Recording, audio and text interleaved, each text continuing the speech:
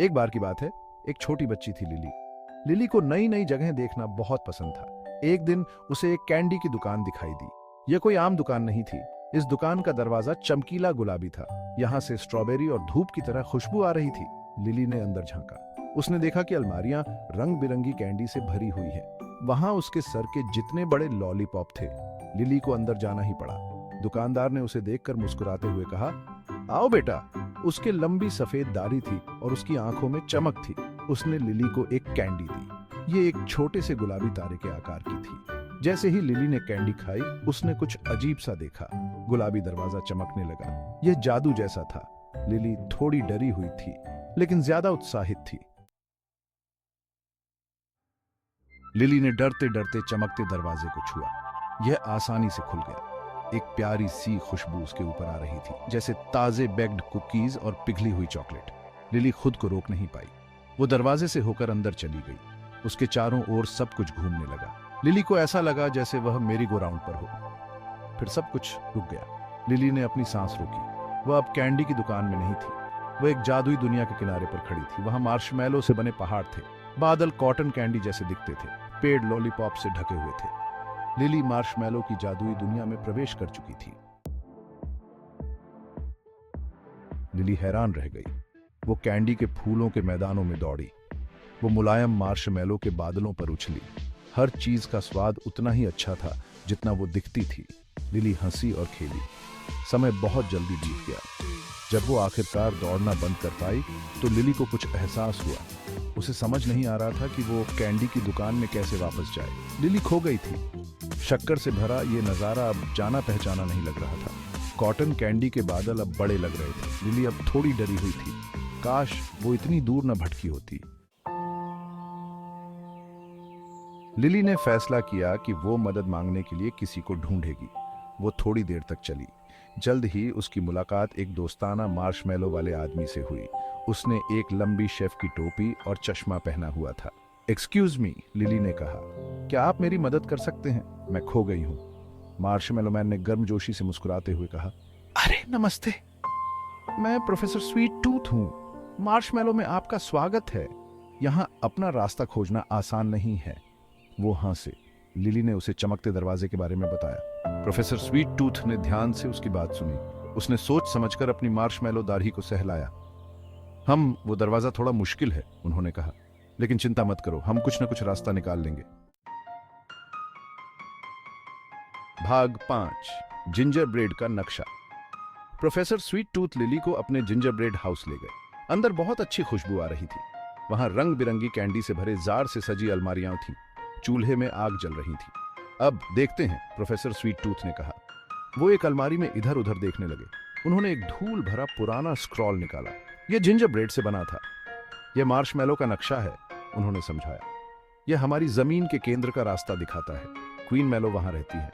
वो शायद जानती होंगी कि आपको घर कैसे पहुंचाना है। लिली उत्साहित थी। एक नक्शा, इसका मतलब था कि वो अपना रास्ता वापस खोज सकती है। उसने प्रोफेसर स्वीट टूथ को धन्यवाद दिया और उन्हें अलविदा कहते हुए गले लगाया। प्रोफेसर स्वीट टूथ ने उसे सफर के लिए एक लॉलीपॉप दिया। फिर लिली क्वीन मैलो को खोजने के लिए निकल पड़ी। भाग 6, एक चिपचिपी मुसीबत। यात्रा आसान नहीं थी। नक्शे ने लिली को अजीब और अद्भुत जगहों के माध्यम से आगे ले जाया। उसने हॉट चॉकलेट की एक नदी पार की। उसने जेलीबीन के पहाड़ पर चढ़ाई की। उसने एक विशाल गमी भालू की पीठ पर सवार होकर हवा में उड़ान भी भरी। लेकिन खतरे भी थे। लिली को सावधान रहना था कि वो गम ड्रॉप घरों में न फंसे। उसे कॉटन कैंडी के तूफान से भी बचना था और उसे शरारती मार्शमैलो स्प्राइट से बचना था। स्प्राइट को यात्रियों पर चालें चलना बहुत पसंद था। उन्होंने नक्शा छिपा दिया और लिली को अपनी शक्कर भरी उंगलियों से गुदगुदी की। लिली को उन्हें मात देने के लिए तेज और चालाक होना पड़ा। सौभाग्य से उसका लॉलीपॉप ध्यान भटकाने के काम आया। भाग 7, क्वीन मैलो से मुलाकात। आखिरकार लिली मार्शमैलो के केंद्र पहुंच गई। ये अब तक की देखी गई सबसे खूबसूरत जगह थी। चीनी के क्यूब्स से बना एक शानदार महल धूप में चमक रहा था। पिघली हुई चॉकलेट की इंद्रधनुषी रंग की नदियां उसके चारों ओर बह रही थीं। लिली को पता था कि यहीं क्वीन मैलो रहती है। जैसे ही वो महल के पास पहुंची, वो थोड़ी घबरा गई। दरवाजे विशाल कैंडी केन से बने थे। लिली ने कैंडी केन के दरवाजे पर दस्तक दी।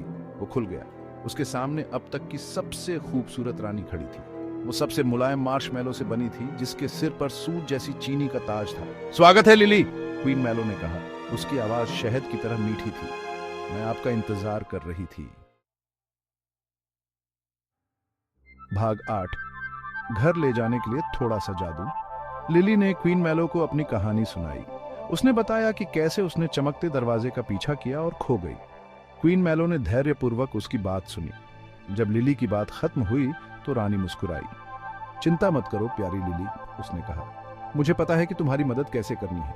उसने अपना हाथ हिलाया। एक छोटा सा चमकता हुआ मार्शमैलो दिखाई दिया। यह नीचे तैरता हुआ आया और लिली के हाथ में आ गया। यह मार्शमैलो का एक टुकड़ा है, क्वीन मैलो ने समझाया। इसे संभाल कर रखना। यह आपको यहाँ के अपने रोमांच की याद दिलाता रहेगा, और जब भी आप वापस लौटना चाहेंगी यह आपको चमकते दरवाजे का रास्ता दिखाएगा। लिली बहुत खुश हुई।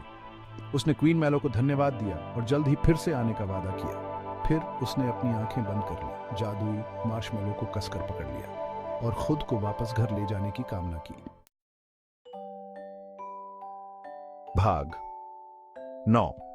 मार्शमैलो की यादें। जब लिली ने अपनी आंखें खोलीं तो वो कैंडी की दुकान में वापस आ गई थी।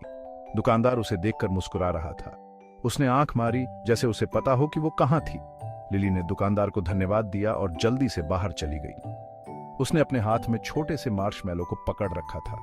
यह गर्म और जादुई लग रहा था। लिली को पता था कि वो मार्शमैलो में अपने रोमांच को कभी नहीं भूलेगी। वो घर के सारे रास्ते उछलती कूदती गई। वो सभी को मार्शमैलो के पहाड़ों और कॉटन कैंडी के बादलों के बारे में बताने के लिए बेताब थी, लेकिन सबसे बढ़कर वो वापस जाने के लिए बेताब थी।